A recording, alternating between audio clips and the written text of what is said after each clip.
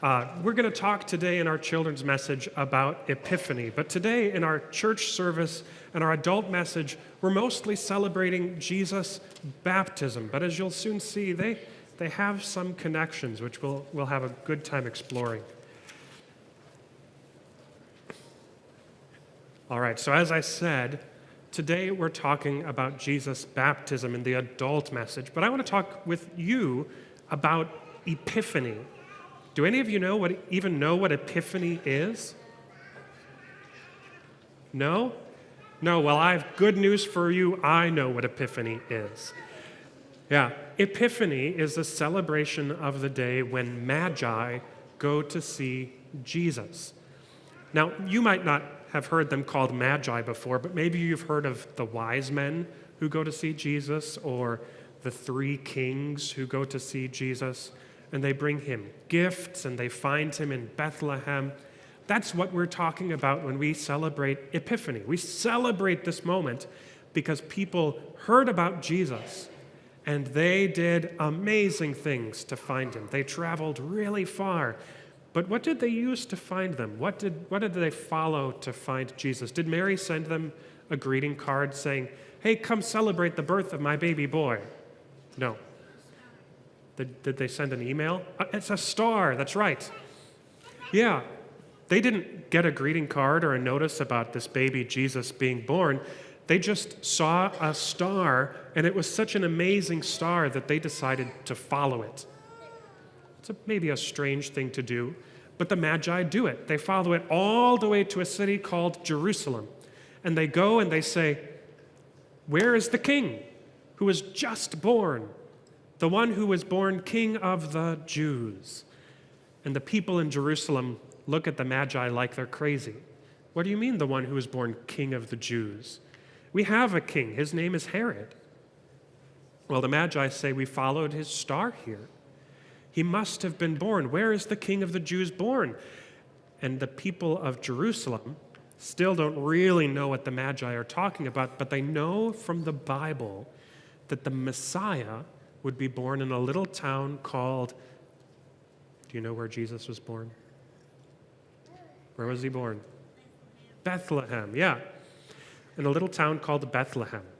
So they share this Bible passage with the Magi, and the Magi say, "Great, we're going to go find him. And we're going to bring him gifts of gold and frankincense and myrrh." And you know what? When they get to Bethlehem, they do find Jesus there. They find Jesus, they give him the gifts, they worship him, and they go home. But the sad thing about this story is that the people of Israel, the people who lived in Jerusalem, knew that Jesus was there. They knew the King of the Jews was there, and they didn't do anything about it. They stayed home. They didn't go with the Magi to worship Jesus. Nope. They stayed home and seemed to think it wasn't a very big deal. They let the Magi go worship Jesus, their God, their King, all by themselves. But the Magi traveled really, really far to find Jesus. They followed a star. They asked for help when they got to Jerusalem. Though they might not have known it, they studied the Bible in a sense to figure out where they could find this king and worship him. And I think we could learn a lot from the Magi's example. We should do everything in our power to find Jesus. We should do whatever we can to worship him. But I have good news for us, because we don't need to follow a star to find Jesus. We don't even need to go asking people for help in finding Jesus or digging in the Bible to find the one passage that says Jesus is going to be born in Bethlehem. No. We can find Jesus, well, right here. Because the Bible tells us that wherever the Bible is read and Jesus' word is preached, Jesus is there. Wherever 2 or 3 gather in his name, Jesus is there. Wherever we celebrate the Lord's Supper or we celebrate baptism, Jesus is there. We don't need to look for him at all. We know where he is right now. He's here. And that's pretty amazing. But we shouldn't take that for granted.